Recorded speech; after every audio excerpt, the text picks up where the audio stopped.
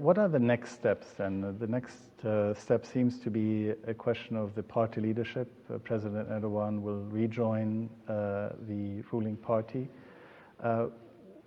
Will there be an extraordinary Congress of the AK Party to decide on the leadership? I think you initially said no. President Erdogan seemed to be more open, less clear about that. Şöyle, bu anayasa değişikliğinin tam eksiksiz olarak This constitutional change will fully go into effect in years ahead, specifically on November 3rd, 2019, according to the current plan. The presidential system will go into impact at this date, with presidential and general elections that will be held simultaneously. But there are three main pieces of legislation that will go into effect immediately.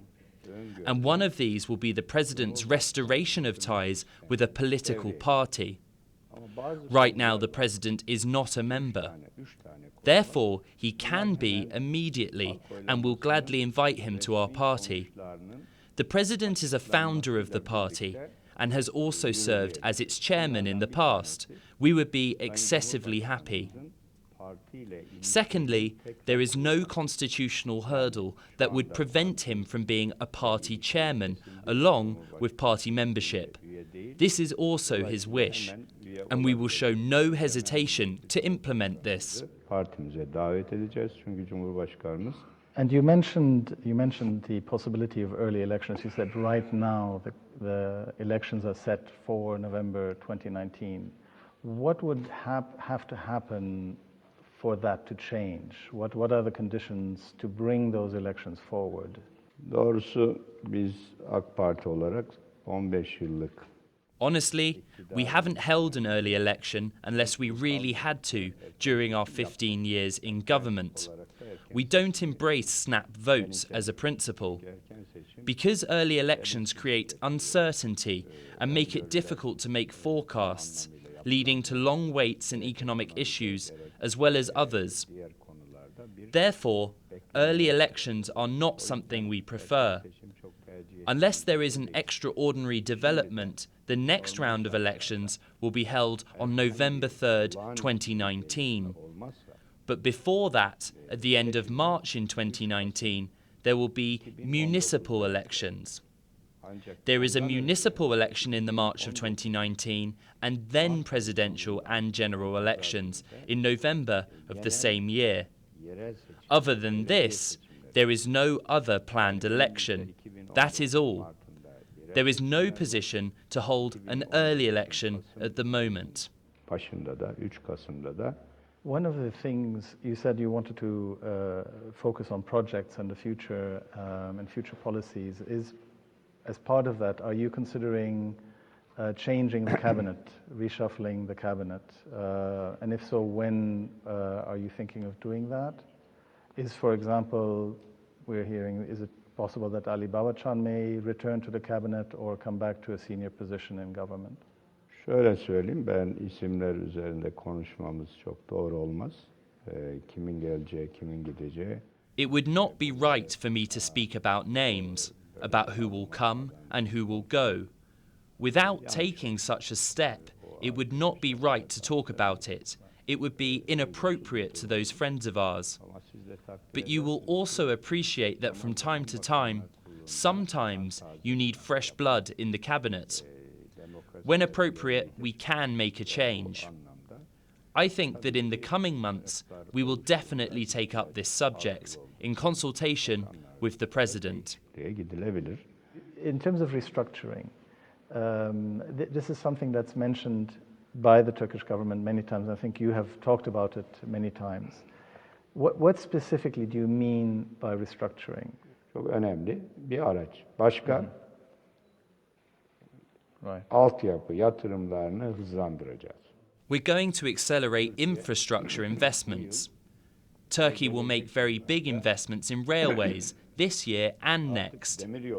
We're going to invest at least around 100 billion liras in railroads over the next decade. This means investing in Turkey's future.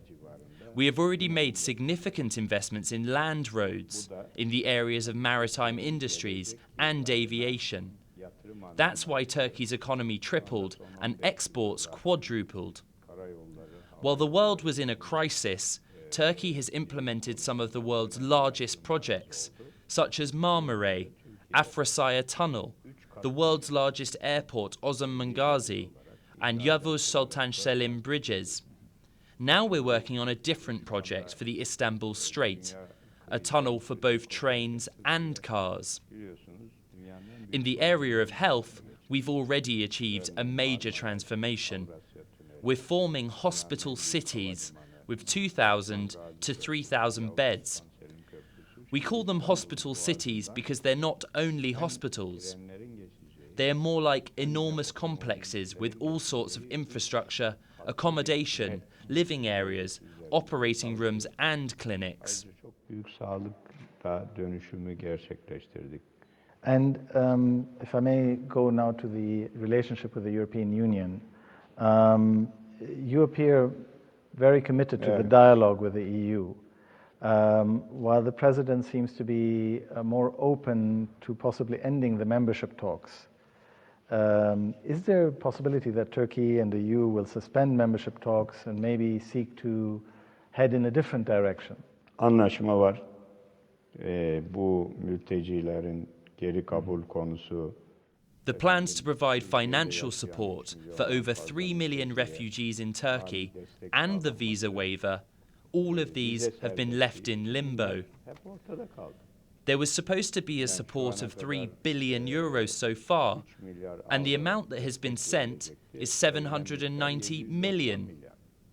It's been a year. Where is the 3 billion euros? The visa waiver was going to be implemented at the end of June last year. That has also gone. There is nothing to be seen. That is also not going to happen. In addition to all of this, we see finger pointing at Turkey, with instructions to do this and not to do that, as if they are the teachers and Turkey is their student. That kind of thing won't be accepted by this nation. These won't increase, but instead will reduce the interest in or demand for the EU in Turkey. Of course, our nation and us think this has been intentional. They can't say they don't really want us in the Union. They're trying to distance us with these actions. We have not entered, and therefore are not in a position to decide to exit it.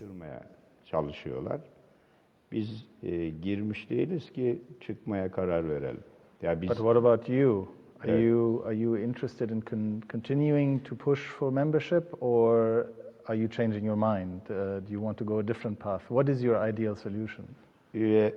Üyelik konusunda önce Avrupa Birliği onları bir samimiyete davet ediyoruz.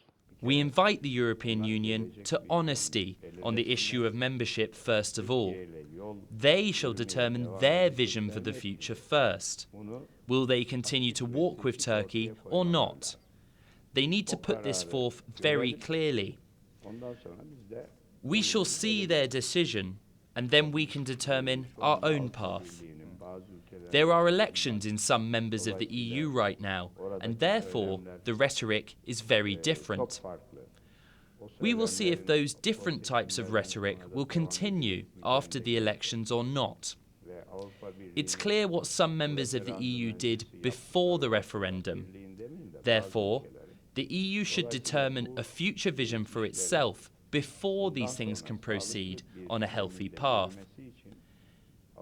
It should put forth what kind of a path it wants to walk on with Turkey or won't. This nation needs to find out what goes on in their head. Do they see Europe as a union of religion? They need to put it forth honestly and earnestly if they are of the idea that a non-Christian country has no place in this union. Otherwise, there is no point in both sides wasting time.